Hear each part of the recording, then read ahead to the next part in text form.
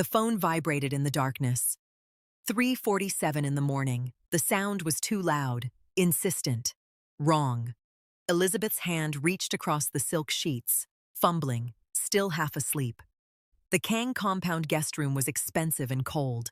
She never slept well here. Too many bodyguards outside. Too many secrets inside the walls. Her fingers found the phone. She brought it to her face, eyes barely open. Then they snapped wide. Text message. Unknown number. I'm in Busan. Grand Hyatt. Room 1847. We need to talk. Mom.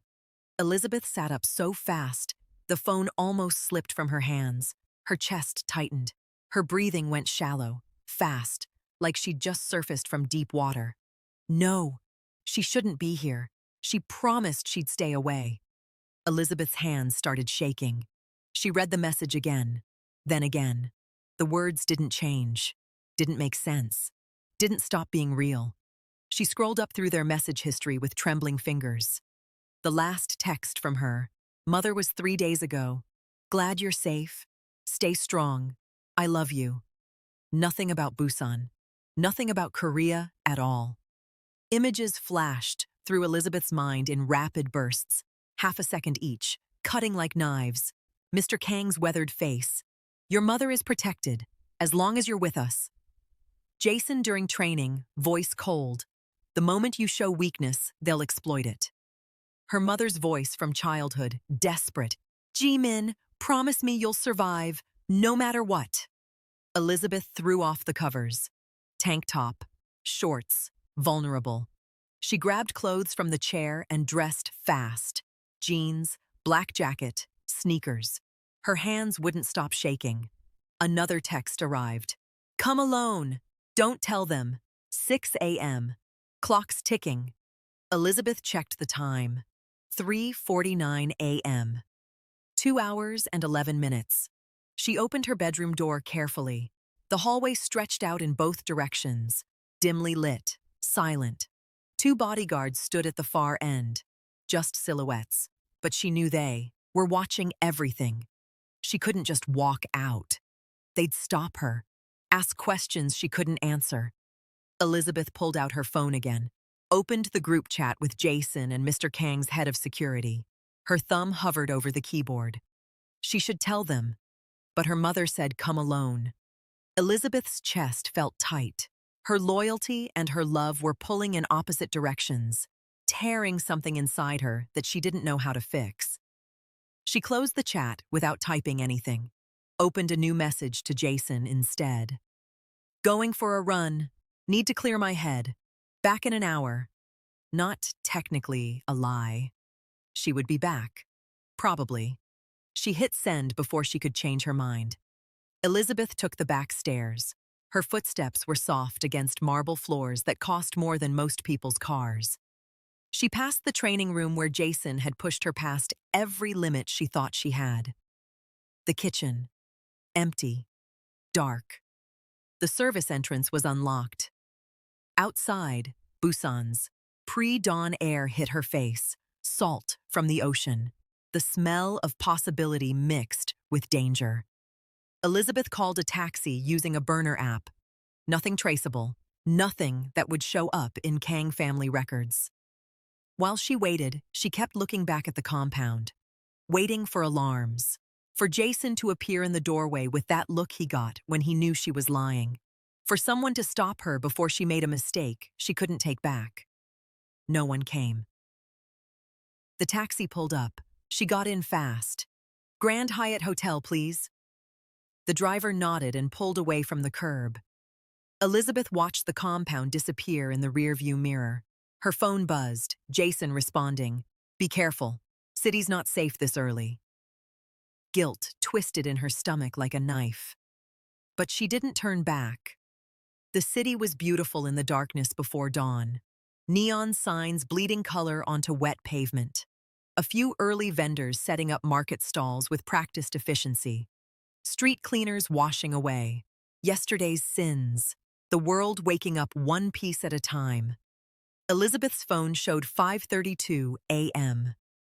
28 minutes until she met her mother.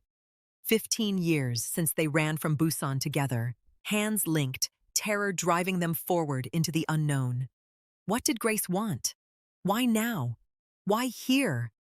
The Grand Hyatt rose out of the cityscape like a temple to wealth.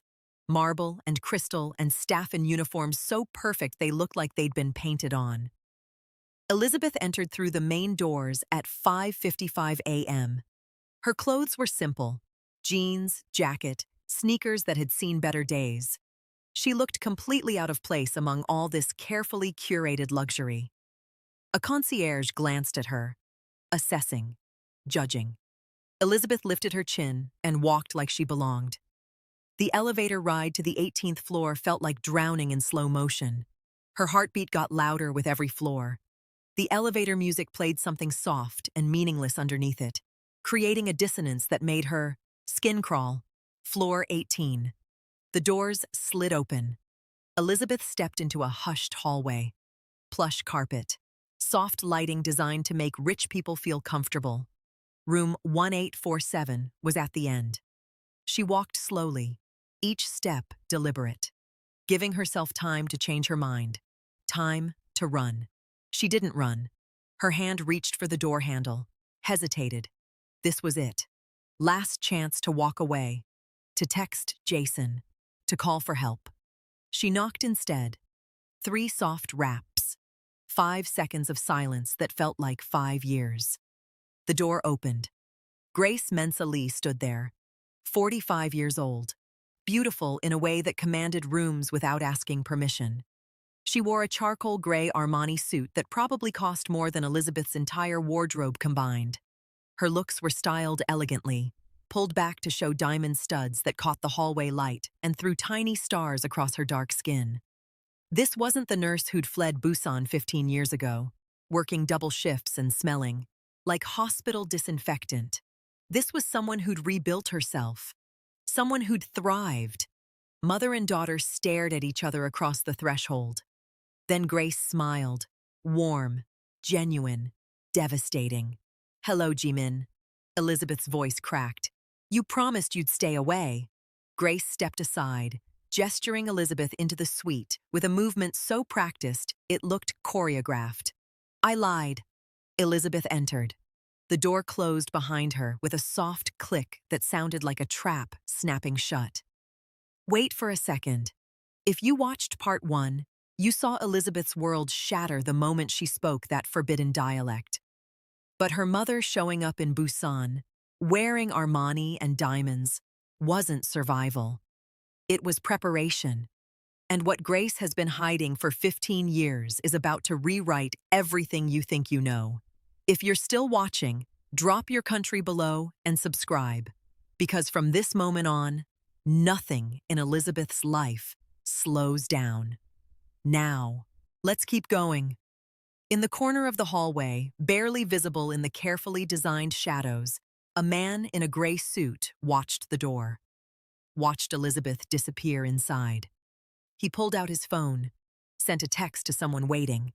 The trap wasn't just closing, it had already closed. The suite was massive. Floor-to-ceiling windows framed Busan Harbor like a painting. The sunrise was just starting, bleeding pink and gold across the water, turning the city into something almost beautiful. Grace moved through the space like she owned it, walked to the minibar without hurrying. Poured 2 glasses of sparkling water with movements so controlled they looked rehearsed. This was a woman used to commanding rooms full of people who made decisions worth millions. Elizabeth stood near the door, not quite ready to commit, not quite ready to trust what her eyes were showing her. "Sit." Grace's voice wasn't asking. Elizabeth sat on the edge of the leather couch. Grace took the armchair across from her, maintaining distance, maintaining control of the entire conversation before it even started. "You joined them." Not a question. A statement of fact delivered with surgical precision. Elizabeth's stomach dropped. "How did you—" "I have eyes everywhere, Jimin." Grace set down her glass with a soft clink that somehow sounded like a gavel. Did you think I wouldn't know the moment you walked into that boutique? I knew about the Kang family's annual visit. I knew about Mrs. Han's staffing shortage. I knew you'd be there. The words hit Elizabeth like physical blows, one after another, each one landing exactly where it would hurt most. You knew. Elizabeth's voice was barely above a whisper. I've known for 8 months. Since you moved back to Busan. Since you enrolled at the university under that ridiculous fake name. Grace's tone was almost gentle now. Almost. Elizabeth Mensa Lee. Very creative. Elizabeth felt the room tilt. Then why didn't you stop me?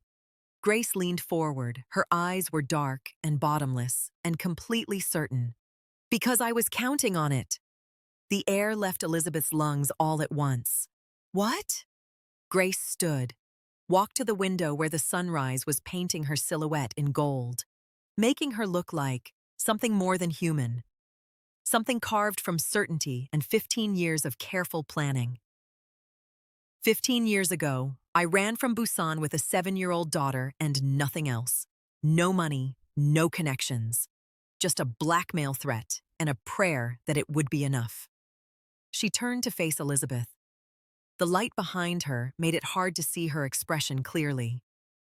I spent those 15 years building an empire, medical consulting firm, international clients, hospitals, pharmaceutical companies, government health organizations. I made myself indispensable to people who needed me more than I needed them. Grace walked to the desk, opened a briefcase that looked like it cost more than most people's monthly rent. Inside, folders organized with the precision of someone who understood that information was the only currency that truly mattered. Documents, flash drives, the accumulated evidence of 15 years of careful work. And the entire time, I was preparing for this moment, for you to return, for you to do exactly what you did. Elizabeth stood without meaning to. Her legs felt weak, but her anger was keeping her upright. You wanted me to join the Kangs. Not just join them. Grace pulled out a thick folder and handed it to Elizabeth like she was presenting evidence in a trial. I wanted you to infiltrate them. Your father didn't die protecting photos, Jimin. He died protecting these. Elizabeth opened the folder with shaking hands. Architectural blueprints, financial ledgers covered in numbers that made her business degree suddenly feel useful, lists of names she didn't recognize, offshore account numbers, property deeds, shipping manifests. What is this? Your inheritance, the real one. Grace sat beside Elizabeth now, close enough that Elizabeth could smell her perfume. Expensive, unfamiliar, nothing like the cheap soap their bathroom used to have when she was growing up. Your father wasn't just a mafia boss. He was a businessman. Grace's finger traced over the documents, pointing to specific entries. He controlled shipping routes, real estate, pharmaceutical imports, construction contracts. Legal and illegal all mixed together so thoroughly that untangling them would take years. She looked at Elizabeth. When Mr. Kang killed him, he thought he was eliminating a rival. What he didn't know was that your father had already transferred everything, every asset, every account, every property, into a trust. Elizabeth's hands shook harder. The papers rattled. A trust for who? Grace's smile was small and sad and proud all at once. For you. To be claimed on your 23rd birthday. The room spun. I turned 23 2 months ago. I know. Grace pulled something else from the briefcase. A key. Old bronze with the Lee family crest engraved on it with the kind of detail that spoke of artisans who cared about their work. This unlocks a safety deposit box in Singapore. Inside is everything you need to claim. What's yours? $50 million in liquid assets. Another $100 million in properties and investments scattered across 6 countries. Elizabeth couldn't process the numbers.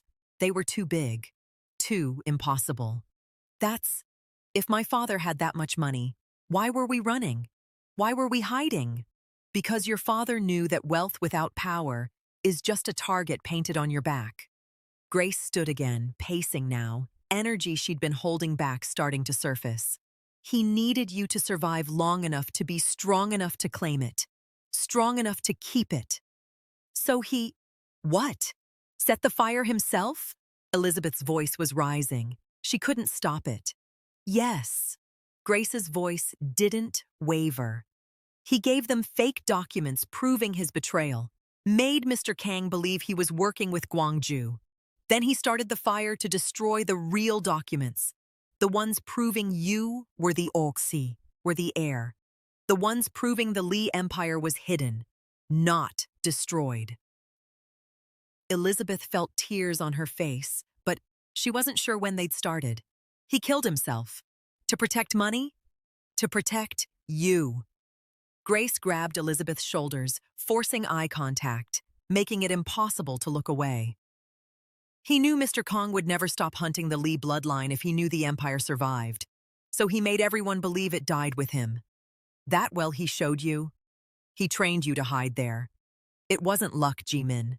It was preparation. Everything he did so you could survive long enough to claim your birthright. Grace pulled Elizabeth into a hug. Fierce, tight, desperate in a way Elizabeth had never felt from her mother before. 15 years of grief poured out. Elizabeth sobbed into her mother's shoulder, expensive Armani getting soaked with tears and snot and all the pain she'd been carrying since she was 7 years old. After a long moment, Grace pulled back, wiped Elizabeth's tears with her thumb in a gesture so familiar it broke something else inside Elizabeth's chest. Why? Now? Elizabeth managed to ask. Why tell me this now? Grace's expression hardened. Because you're 23. Because the trust activates. Because the Gwangju family knows. Her jaw tightened. And because they're coming for you. Elizabeth's blood went cold. How do they know? Someone leaked the information. Someone inside the Kang organization. Grace walked back to the window, arms crossed now, defensive. I don't know who yet, but I know they're planning something. And I know it involves you. Elizabeth's mind raced. Then I need to tell Jason. Tell Mr. Kang. We need to… No! The word cracked through the room like a whip. You can't trust them. Not yet. Jason saved my life. Jason is loyal to his father, not to you. Grace turned. The moment Mr. Kang knows about your inheritance, you become a threat. A Lee with money and power? He'll kill you himself before you can use it against him. Elizabeth shook her head. He wouldn't. He promised. He promised. Your father, too. Grace's voice went quiet. Deadly. Look how that turned out. Grace moved to the desk, pulled out a passport and documents. New name, new identity. Elizabeth's face, but someone else's entire life. I have everything ready. We can leave Busan today. Go to Singapore. Claim the inheritance together. Start over somewhere they'll never find us. She held out the passport. Elizabeth stared at it. The photo was hers, but the name wasn't. Nothing about it was real except the escape it promised. She didn't know what to say. Didn't know what to think. Grace's phone buzzed. She checked it and her entire expression changed. Fear. Just for a second. Just long enough for Elizabeth to see it. What? Elizabeth asked. Grace set the phone down carefully. Too carefully. We have a problem. Before she could explain, 3 hard knocks echoed through the suite. Authoritative, aggressive, wrong. Both women froze. Grace moved to the door. Silent. Fast. Pressed her eye against the peephole. Her face drained of color. Elizabeth's whisper was barely audible. Who is it? Grace didn't answer. She backed away from the door, reaching into her purse with movements that were too controlled, too practiced. When her hand came back out, she was holding a compact handgun. Elizabeth stared. Mom, what? The knock came again. Harder this time. More insistent. A man's voice filtered through the heavy door. Cold. Precise. Dangerous in the way that expensive suits and good educations couldn't hide. "Mrs. Lee, open the door. We just want to talk." Grace grabbed Elizabeth's wrist. Her grip was iron. "The bedroom. Now. There's a service door." The main door exploded. Not picked. Not kicked. Exploded with a shaped charge that sent wood splinters and metal fragments flying like shrapnel across the expensive suite. Elizabeth screamed. 3 men in gray suits poured through the smoking doorway in a coordinated rush. Professional, military precision, guns drawn and tracking targets before the debris had finished falling. Grace shoved Elizabeth toward the bedroom, but they were too slow, too late, already surrounded. One of the men grabbed Elizabeth from behind. His arm locked around her throat, cutting off her scream before it could finish forming. The cold barrel of a gun pressed against her temple. Another man had Grace pinned against the wall, her handgun clattering to the floor and disappearing under the overturned furniture. The third man walked in slowly, surveying the room like he was inspecting property he'd just purchased. Elizabeth recognized him immediately. Scarface, the same one from the boutique, the one Jason had shot. The scar running from eyebrow to chin looked even worse in the morning light flooding through the windows. He smiled when he saw Elizabeth. It didn't reach his eyes. "Hello again, little Lee. We have unfinished business." He walked to where Grace's briefcase lay open on the desk, picked up the folder of inheritance documents Elizabeth had been looking at, flipped through them casually. 2 birds, 1 room, the daughter and the mother. He tossed the folder aside like it was garbage. "Gwangju family gets a nice bonus today." Grace struggled against the man holding her. "Let her go. Your problem is with the Kangs, not her." "Oh, our problem is definitely with her."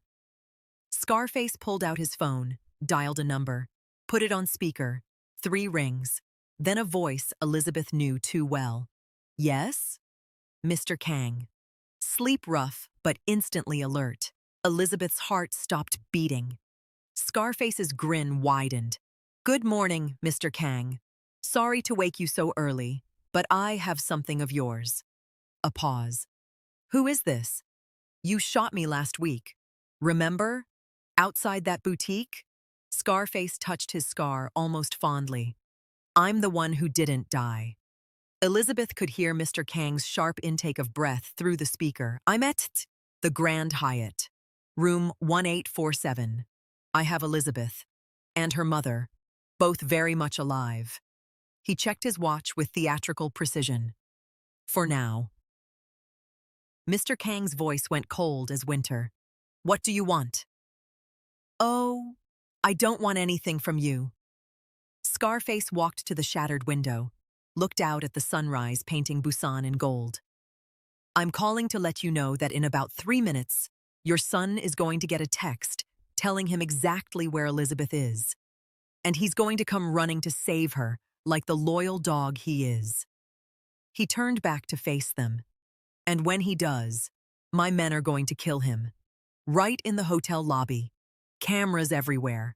Witnesses everywhere. The Kang family attacking in broad daylight." His smile was vicious. "The prosecutors will have a field day." Elizabeth understood then. The whole trap. You're framing them. You want Jason to attack in public so you can destroy their reputation. Smart girl. Scarface nodded approvingly. "Just like your daddy." At the Kang compound, Jason was in the training room. Shirtless. Sweat gleaming on the eagle tattoo as he worked through katas with deadly precision. His phone buzzed on the bench. He ignored it. Continued the form. It buzzed again and again. Insistent. He grabbed it, irritation flashing across his face. Unknown number. A photo attached. He opened it. Elizabeth. Gun pressed to her temple. Terror in her wide eyes. Below the photo. Grand Hyatt. Room 1847. "Come alone or she dies. You have 10 minutes." Jason's expression didn't change. but his knuckles went white around the phone. He didn't call his father, didn't alert security, didn't waste a single second on anything that wouldn't get him to Elizabeth faster. He grabbed a gun from the weapons locker, holstered it under his jacket, and ran. His car screamed through Busan streets. Red lights meant nothing. Traffic laws were suggestions he didn't have time for. Pedestrians scattered, horns blared. He didn't care. 7 minutes remaining on his phone's timer. The Grand Hyatt parking garage swallowed him whole. He abandoned the car with the door still open, engine still running. Elevator, 18th floor. His hand rested on the gun under his jacket. 3 hostiles minimum. Elizabeth and her mother as shields. Tight quarters, high civilian presence. Every tactical instinct he had was screaming, "Trap!" He didn't care. The elevator dinged. Floor 18. Jason walked down the hallway. Each step measured, controlled. His gray eyes tracked every detail, every angle, every possible threat. Room 1847's door was destroyed. Smoke still hanging in the air. He drew his weapon, stepped inside. Elizabeth with a gun to her head. Grace pinned against the wall. Scarface holding his phone up, filming, broadcasting live. Jason Park, right on time. Jason didn't lower his weapon. His voice was winter. Let them go. Or what? You'll shoot me? In front of all these witnesses? Scarface gestured to the phone propped on the desk, red recording light blinking. Smile, Jason. You're live. Show Korea what the Kang family really does. Jason's jaw locked. He was trapped. They both knew it. What's it going to be? Scarface's voice was silk over steel. Save the girl and destroy your family, or let her die and keep your hands clean. That's when Grace moved. She'd been waiting, patient, reading the room, waiting for the exact moment when all eyes were on Jason. She twisted. Her elbow drove into her captor's throat with surgical precision. He gasped, grip loosening just enough. Grace grabbed his gun, reversed it in one fluid motion, and fired. Not at the men, at the window.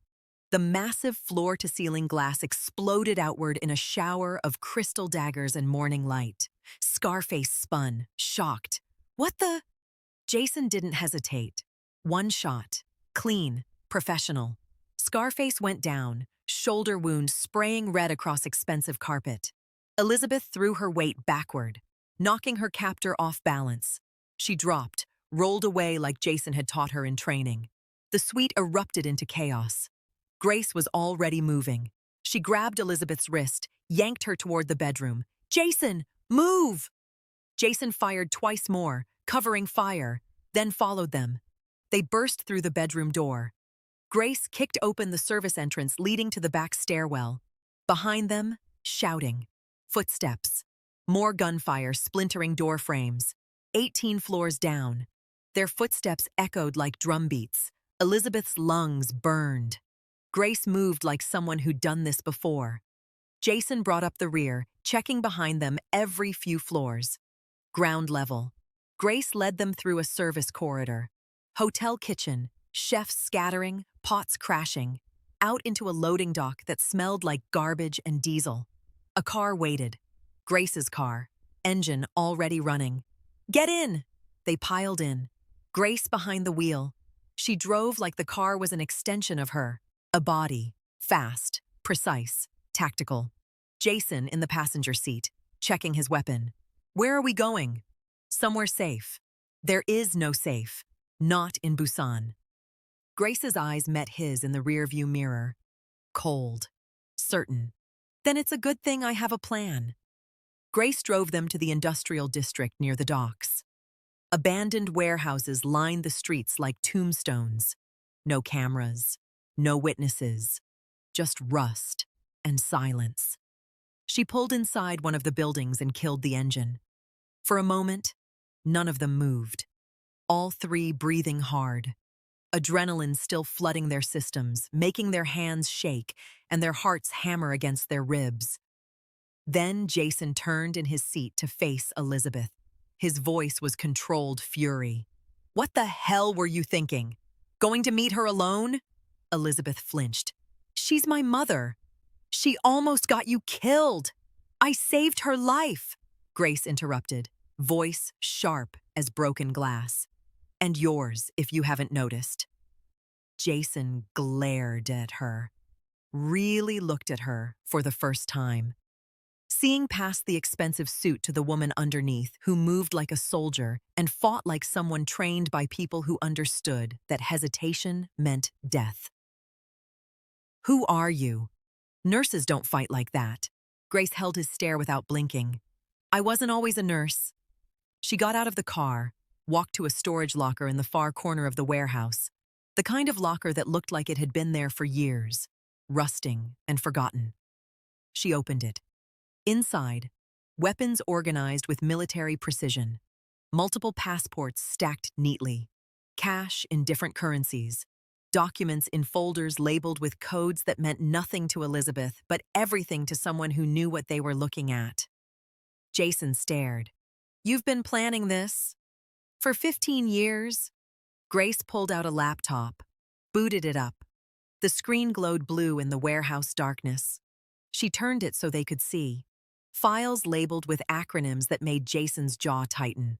CIA, MI6, Interpol, Korean NIS. "I've been selling information," Grace said calmly, factually, like she was discussing the weather. "About the underworld, about crime families, about people who deserve to be taken down. Traffickers, killers, the ones who prey on innocent people because they think money and violence make them untouchable." Jason's hand moved toward his gun. Elizabeth stepped between them before he could draw it. "Wait, just wait. Mom, what are you saying?" Grace looked at her daughter. Something in her expression softened, just slightly. "I'm saying I didn't just run from Busan. I used Busan. Everything I learned while your father was alive. Every connection. Every secret. I've been feeding it to governments for 15 years. How many families did you destroy?" Jason's voice was deadly quiet. "Bad people. People who deserved it." "And the Kang family?" His hand was on his weapon now, not drawn, but ready. "Were we on your list?" Grace didn't answer immediately. The silence stretched like a wire, being pulled tighter and tighter until it was ready to snap. "Not yet. Mr. Kang has done terrible things, but he's not the worst." She closed the laptop. The Gwangju family, however, Elizabeth felt pieces clicking together in her mind. Puzzle pieces she didn't want to fit. "That's why you came back. You want me to help you take down the Gwangju family." Grace's expression confirmed it before her words did. "They're the ones who set up your father. They fed false information to Mr. Kang. They engineered that entire war 15 years ago because they wanted both families destroyed so they could take over everything." She moved closer to Elizabeth. "I've spent 15 years gathering evidence, but I needed someone on the inside. Someone the Kangs would trust. Someone who could move freely through their world without raising suspicion." Elizabeth's voice came out hollow. "You wanted to use me. I wanted to empower you." Grace grabbed Elizabeth's shoulders. "With your inheritance, with the Kang family's trust, with my intelligence network, you could have destroyed the people who killed your father. You could have had justice." "Could have?" Jason asked. Grace looked at Elizabeth, really looked at her, seeing something she hadn't expected. "But I see now that's not what you want. You're not looking for revenge. You're looking for—" She trailed off. Elizabeth finished the thought. "I'm looking for a way out. For all of us." Before anyone could respond, they heard it. Car engines. Multiple. Getting closer. Jason ran to a gap in the warehouse wall that served as a window. His face went hard. "We have company." Outside, 5 black cars pulled up. Doors opened in perfect synchronization. Armed men poured out like water from a broken dam. Leading them, leaning on his jade dragon cane with the morning sun behind him. Mr. Kang. Grace's face went pale. How did he find us? Jason pulled out his phone, checked the apps running in the background, found one he didn't remember opening. A tracking program. His voice was flat. He's been tracking my phone. The entire time. Elizabeth felt sick. He knew. He knew we'd run here. Grace was already moving, grabbing weapons from the locker. We can fight our way out. No. Jason holstered his gun. We can't. He looked at both of them. There are 20 men out there. We have 3 guns and no backup. This isn't a fight we can win. Grace's hands tightened on the rifle she'd grabbed. Then we surrender and die. Or, Jason said slowly, making a decision that would cost him everything. We talk. He walked to the warehouse door, pulled it open. Sunlight flooded in, harsh, unforgiving. Mr. Kang stood 50 feet away, surrounded by his men like a king surrounded by knights. All guns pointed at the warehouse, all fingers on triggers. Jason stepped out, hands raised, no weapon visible. Father, we need to talk. Mr. Kang's face was carved from stone. No emotion, no warmth, nothing but cold calculation. Come here, now. Jason didn't move. Not until you hear me out. You've betrayed me. You've chosen a Lee over your own family. Mr. Kang's voice could have frozen the harbor. What is there to hear? Jason took a breath. The kind of breath someone takes before jumping off a cliff with no idea if there's water below. The truth about Elizabeth, about her father, about everything.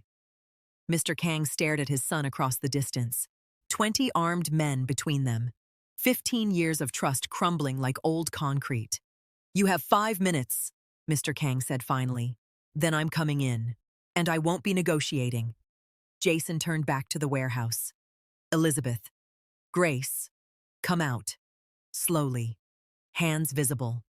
Elizabeth and Grace emerged into the sunlight. Blinking. Vulnerable. They stood beside Jason. 3 people facing an army. Mr. Kang's eyes locked onto Grace. Something old and bitter flickered across his face. You. I should have killed you 15 years ago. You tried. Grace's voice was steady. It didn't work. It will this time. Elizabeth stepped forward before she could stop herself. Mr. Kang, please, just listen. His own attention shifted to her, weighing her, measuring her worth against everything he'd built. I'm listening. Explain to me why I shouldn't execute all 3 of you right now. Elizabeth's throat was dry. Her hands were shaking, but her voice came out clear. My father left me an inheritance, $50 million, another $100 million in assets, hidden in Singapore. Mr. Kang's expression didn't change, but Elizabeth saw his knuckles whiten on the jade dragon cane. The Gwangju family knows about it. They've known for weeks. That's why they tried to kill me, not for revenge. She held up her phone, showing him the documents Grace had given her. For money. She took a step closer. My father set up a trust. It activates on my 23rd birthday. 2 months ago. The moment I claim it, I become the wealthiest Lee in 3 generations. Mr. Kang stared at the phone screen. At the numbers that represented power he'd thought was destroyed 15 years ago. Why are you telling me this? Because I'm giving you a choice. Elizabeth's voice strengthened, found solid ground beneath the fear. You can kill me right now. Take the documents. Try to claim the money yourself. She put the phone away. But you won't succeed. The trust requires biometric verification. My fingerprints, my retinal scan. Without me, the money stays locked forever. The warehouse yard went silent, except for the distant sound of waves against the dock. Or, Elizabeth continued, you can let us go. Let me claim the inheritance, and I'll give you half, $25 million, plus all the intelligence my mother has on the Gwangju family. Mr. Kang considered the offer. 20 armed men waited for his decision. The sun climbed higher, making shadows shorter, making everything harsher and more real. Then he laughed, cold, bitter, the sound of something breaking that can never be fixed. You think I need your money? I have money. More than I could spend in 3 lifetimes. He pointed his cane at Jason. What I need is loyalty. What I need is my son. His voice cut through the morning air like a blade. You, not her, not the inheritance, not any of this. Mr. Kang lowered the cane. You are what matters. Jason's face was unreadable, carved from the same stone as his father's. Mr. Kang continued, each word deliberate. Come back to me. Now. Leave them. Walk away. And I'll let them go. They can have their money, their freedom, their new life wherever they want it. He paused. But if you walk away with them, you lose everything. Your name, your family, your home, everything I gave you when you had nothing. The warehouse yard became a held breath. Elizabeth looked at Jason.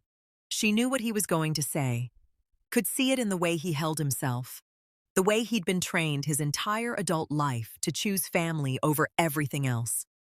He was going to choose his father, and she didn't blame him. But then Jason spoke.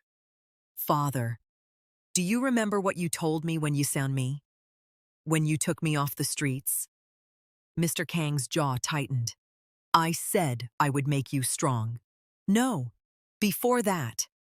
Jason's voice carried something Elizabeth had never heard before, something raw and unprotected. You said, a man without honor is already dead, but a man with honor can survive anything. He stepped forward, not toward Elizabeth, not toward Mr. Kang, right into the middle, into the space between everything he'd been and everything he was choosing to become. Then you'll understand why I have to do this. Jason stopped, turned to look at Elizabeth, then back at his father. Elizabeth saved your life at the boutique. She could have let that bullet hit you.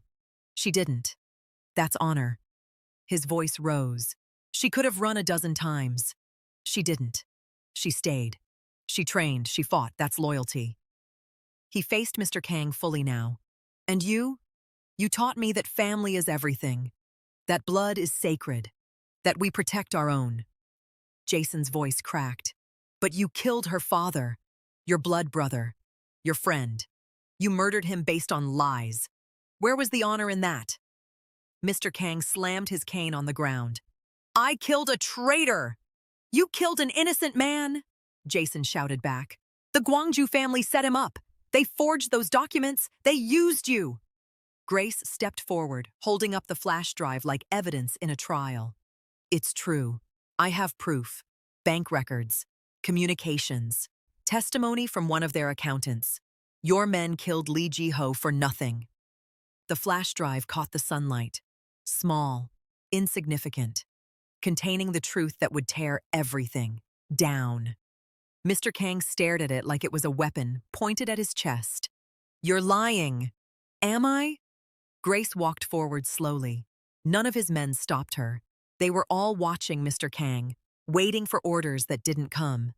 Verify it yourself. You have the resources. Check every file, every transaction. She handed him the drive. And when you're done, ask yourself, how many other traitors did you kill based on their lies?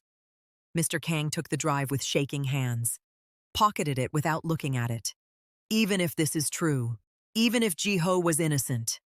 His voice went cold again, hard. You still think I'll just let you walk away? With his daughter?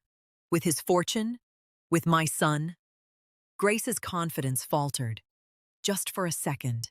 Just long enough for Elizabeth to see that her mother hadn't planned for this. Hadn't expected Mr. Kang to choose pride over proof. You think you're clever, Mr. Kang said. Dead man switches, intelligence networks. Blackmail insurance. Hing. Pulled out his phone. Showed Grace the screen. I have your dead man's switch. My hackers found it 20 minutes ago. Neutralized it. Your files won't send.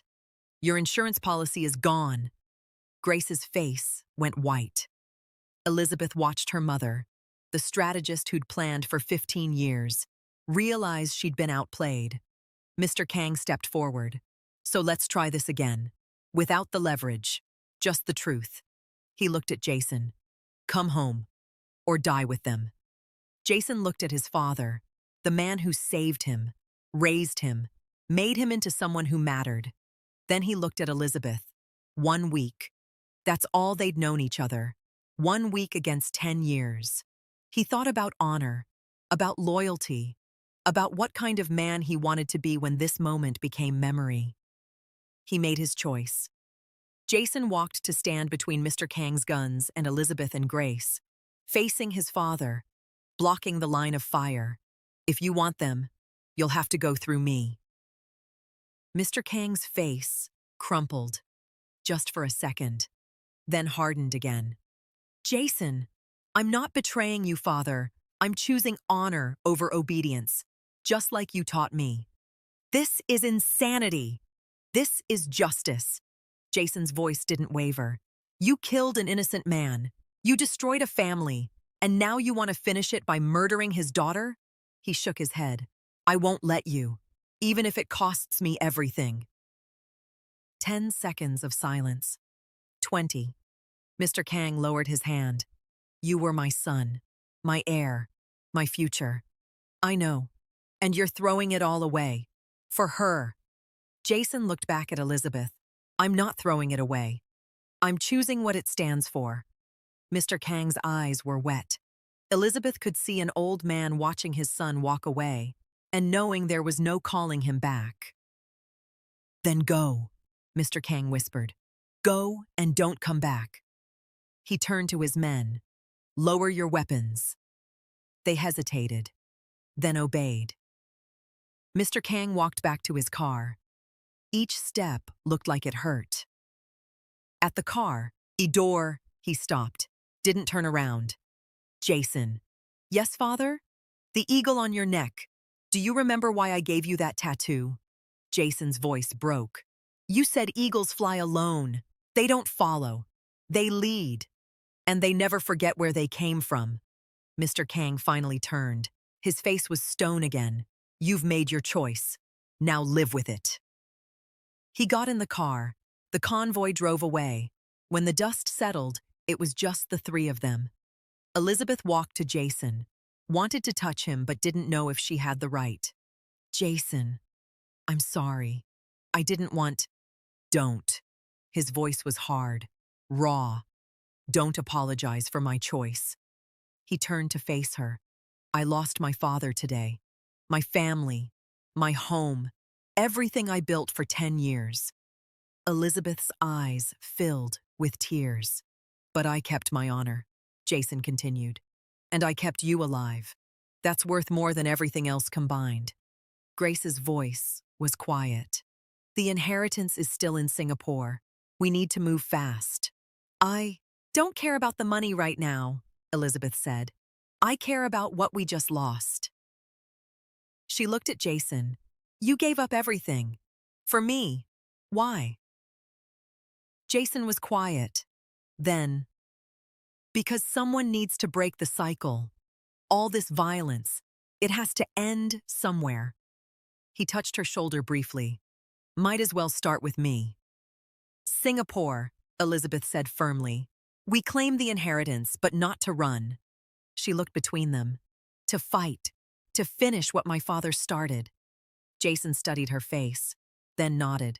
Together. Grace drove them toward the port. Elizabeth sat in back. Jason in front. No one spoke. The city passed by. Beautiful in the morning light. Elizabeth's phone buzzed. News alert. Kang family disowns heir. Jason Park declared traitor. Below it, photos.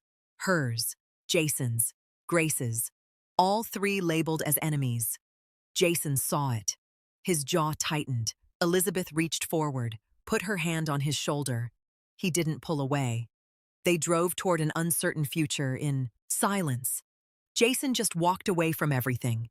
His father, his family, 10 years of loyalty, gone.